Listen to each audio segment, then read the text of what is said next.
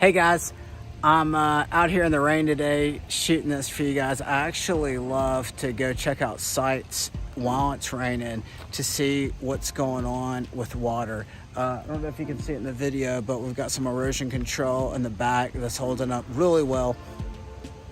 Highly recommend an erosion control specialist to put up your silt fence to make sure you don't have any storm water runoff. A lot of mad neighbors, the city's mad at you.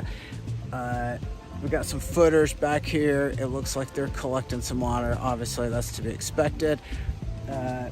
Obviously right here probably gonna have to put in a retaining wall on the side here, but it's just obviously I live in the mountains, so there's a lot of slope issues, and if you're checking out lots, I just highly recommend to go out while it's raining, while there's a lot of water, to see where there's water issues. Hope this helps. All right guys, we are at one of my favorite construction sites where I live, and actually looking at some lots. This is the best example ever of dealing with water. This is a very challenging site, but as you can see, great views here. Even my kids know that I hate building below the road. So here's maybe the best example. Somebody's actually building this huge $1 million house down there, and it is below this huge like side of the mountain. So all this water is gonna run down to that big $1 million house. Now that's gonna get diverted somehow. I'm sure there's a water plan there.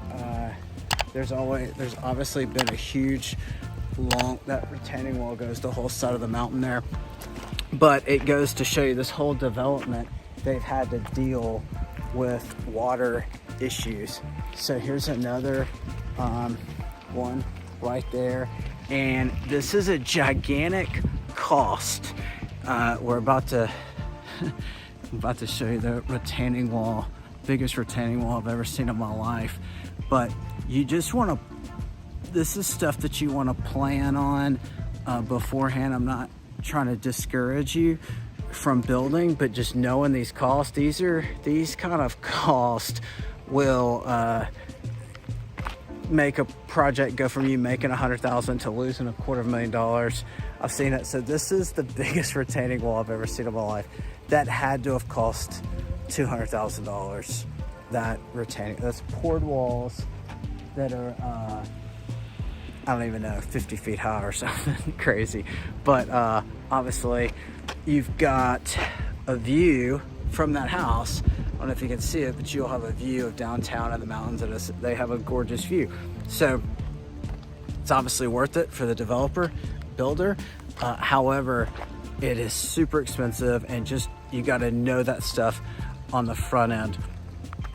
So highly encourage you to just go out while it's raining. Everybody wants to stay inside.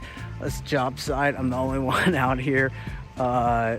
Even though there's dried-in houses and people could be working. It's my favorite thing is when people, like insulation guys or whatever, want to complain about not working, and then they have an inside job. But I like to be out while it's raining because you get to see the water. Here's another issue where they're gonna have significant drop-off down below that grade. They'll have to deal with a lot of issues, but look at the view they'll have. Great view, so it's worth it. All right, hope this was super helpful. If it is, like and subscribe. If it's not, don't worry about it, just keep moving on. But let me know in the comments what you think. See ya.